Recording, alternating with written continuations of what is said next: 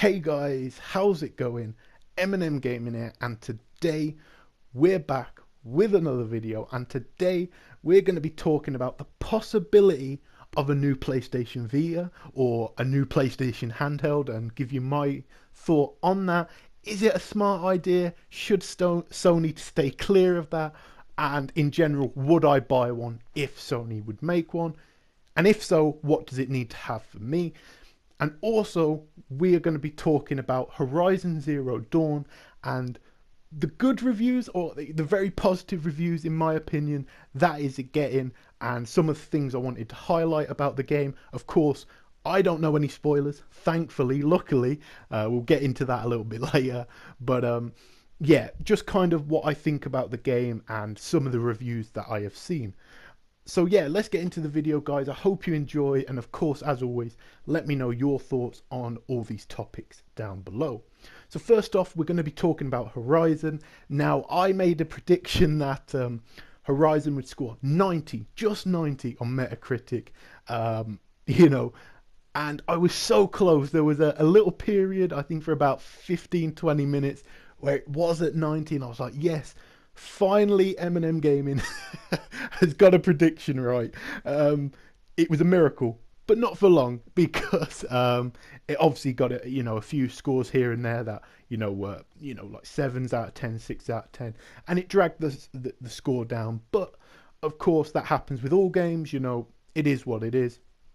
But at the moment, as I'm recording this video, it is at 88 on Metacritic and OpenCritic. So to be honest, that is a fantastic score.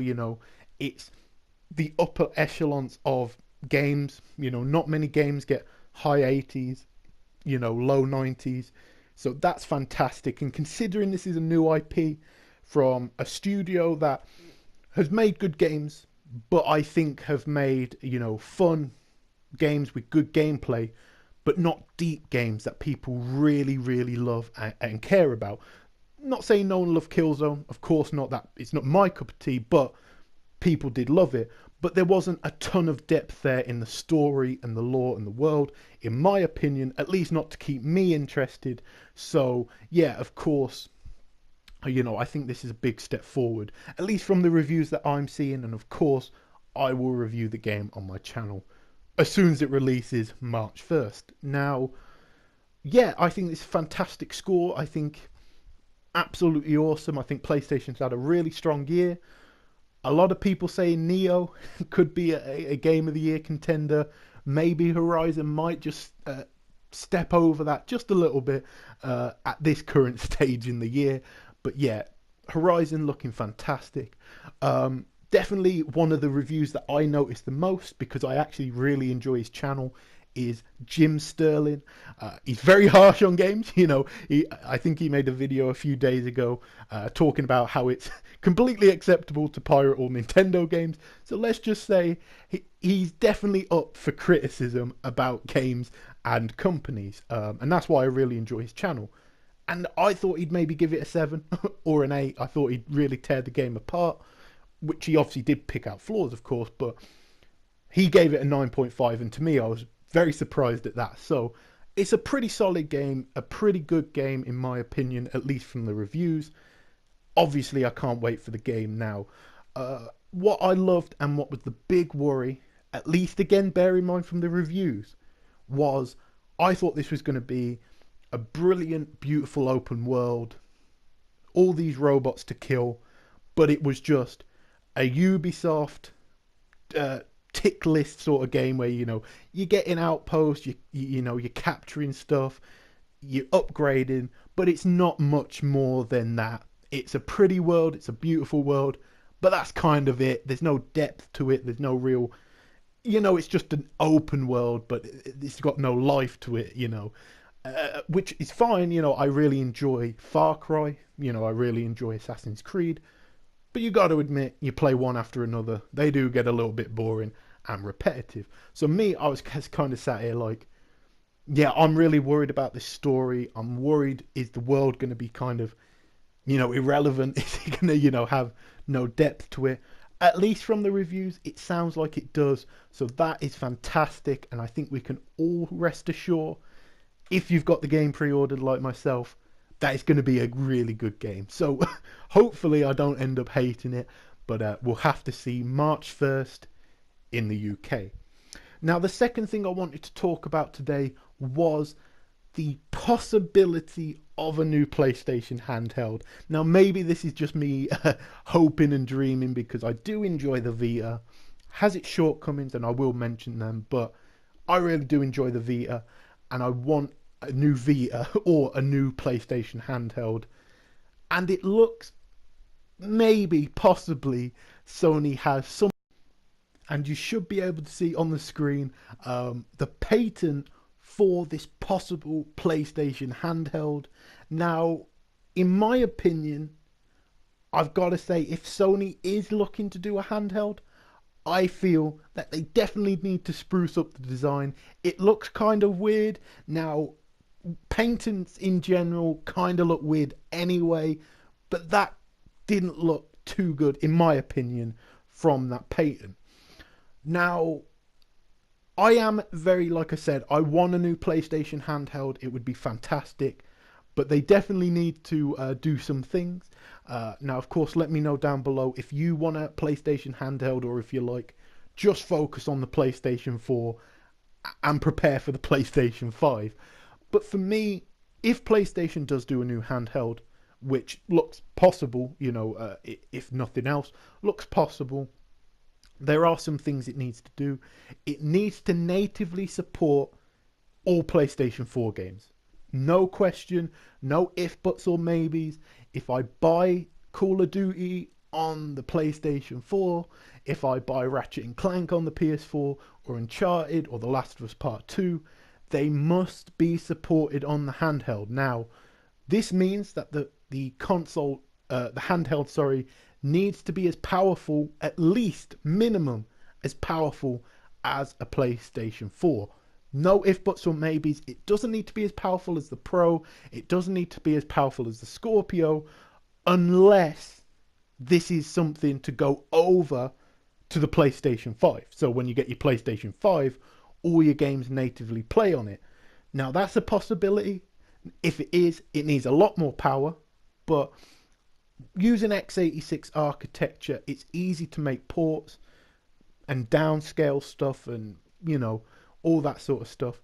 So in my opinion, that is something needs to happen, because you cannot rely solely on little indie mobile games to keep a console alive. It just won't happen.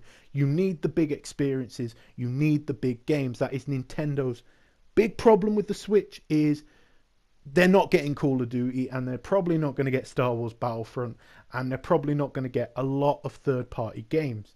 Now, if you can offer somebody a handheld that plays all of those third-party games that are already on your PS4, then you're in for a winner, in my opinion. Like, even if Sony is kind of like sat here, you know what, we don't want to put first-party resources behind this thing.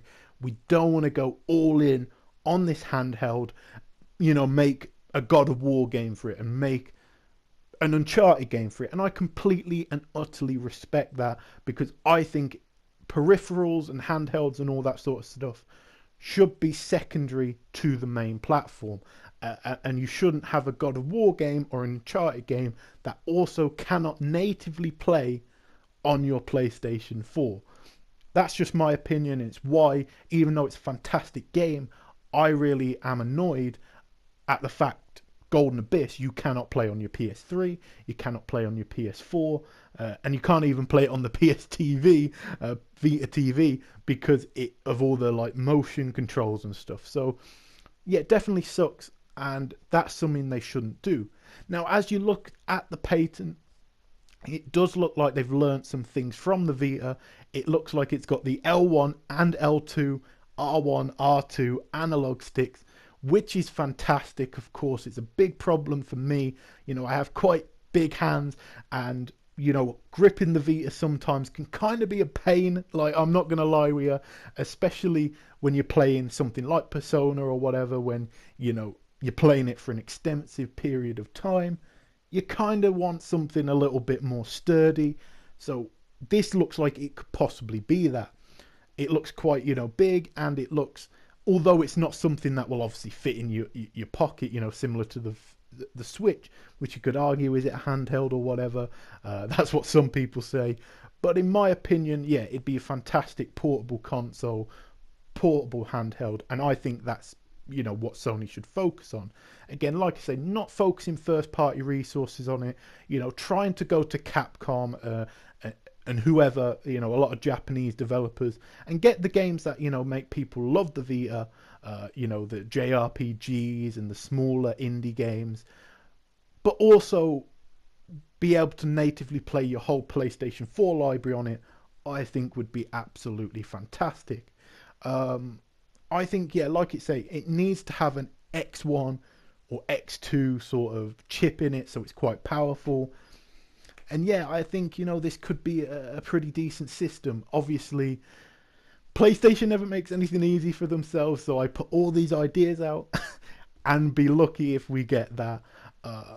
For me, it looks like it would have a front-facing touchpad, hopefully, and at least from the pattern, which, you know, bear in mind probably will never come to see the light of day, looks like it might not have a back touchpad, which sucks for backwards compatibility, and I respect that.